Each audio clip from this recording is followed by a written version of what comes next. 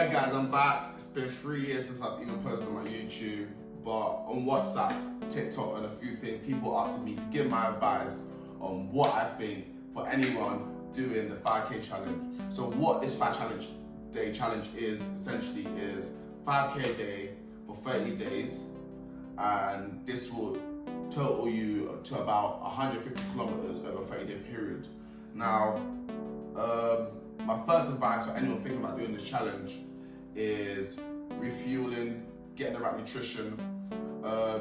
This is so that your body can allow itself to do it the next day and the next day and the next day, because you're gonna find out you're very tired a lot if you don't be eating the right things. So just ensure that you're getting the right amount of carbs in and the protein and stuff like that.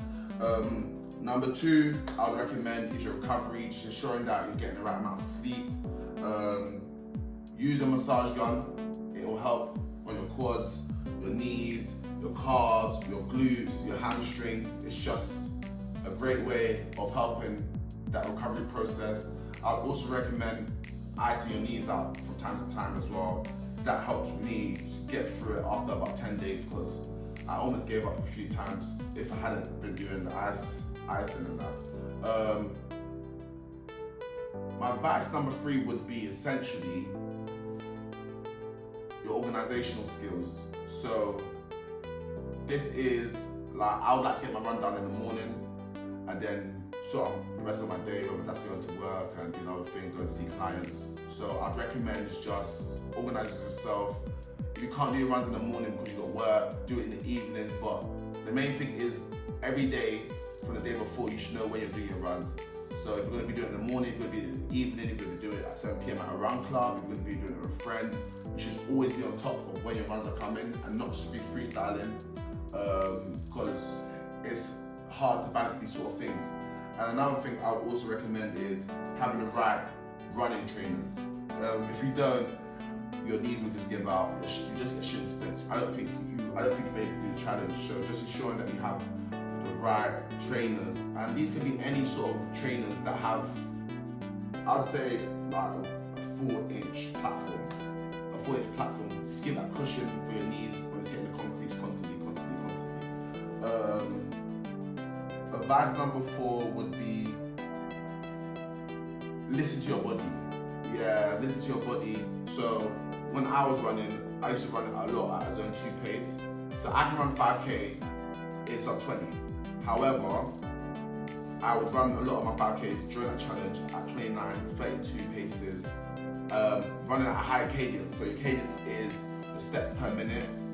Just running at a higher cadence to ensure that I didn't trigger myself. One of the things, you run a PB on day 1, you run a PB day 2, you run a PB day 3. By the time you get to 4, 5, 6, 7, you're no longer able to continue because your body requires more to recover.